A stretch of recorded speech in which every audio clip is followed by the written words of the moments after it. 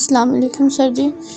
سر میں ثنا بات کر رہی ہوں جنگ سے، راؤ کالونی سے. میرے فادر کو نا 2 سال پہلے ہارٹ اٹیک ہوا تھا، جس کی وجہ سے ان کی ڈیتھ ہو گئی. ان کی جو وہ تھے، ہمارے حالات بہت اچھے تھے. مطلب وہ پہلے اسکول چھوڑا کرتے تھے، وہ لوگ ہماری بہت ہیلپ کرتے تھے. لیکن جب سے ان کی ڈیتھ ہوئی نا، تو وہ سارے لوگ یا تو اب ان سے باہر ملتے تھے. مجھے کسی کا بھی نہیں پتا. اور ہم 2 ہی بہنیں ہیں. بڑی آپی کی شادی ابو جی ادھر اپنے ہوتے ہوئے کر گئے تھے، اور میری امی اور میں ہوتے ہیں. میں پہلے ٹیچنگ کرتی تھی پرائیویٹ میں، اسکول میں.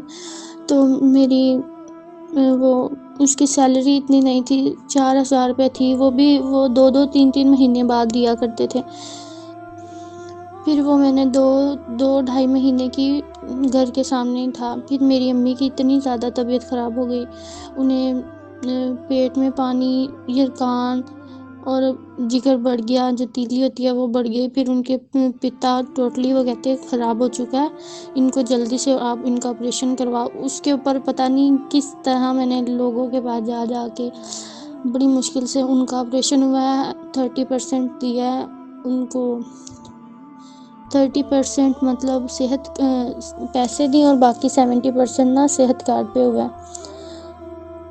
بس پھر اور میں ٹیوشن، پھر میں گھر میں اکیڈمی پڑھانے لگ گئی. شروع سے ہی پڑھاتی ہوں. پھر میں نے اب جب پڑھانا شروع کی نا، تو اب سردیاں آ رہی ہیں، آدھے بچے باہر سردیوں میں. اب ہمارا ایک کمرہ ہے، اور یہ ہمارا گھر بھی ہمیں بنوا کے دیا کسی نے. ایک روم بنوا کے دیا، ساتھ چھوٹا سا سٹور ہے. اس کے اندر ہم نے برتن وغیرہ رکھے ہوئے ہیں، اور واش روم ہے.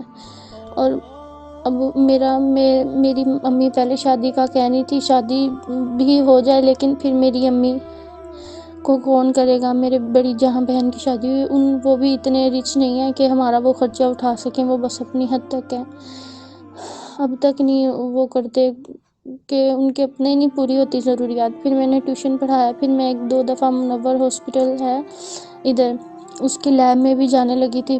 پر میری امی کی طبیعت بہت زیادہ خراب ہو گئی، مجھے ان کی وجہ سے گھر میں رہنا پڑتا ہے.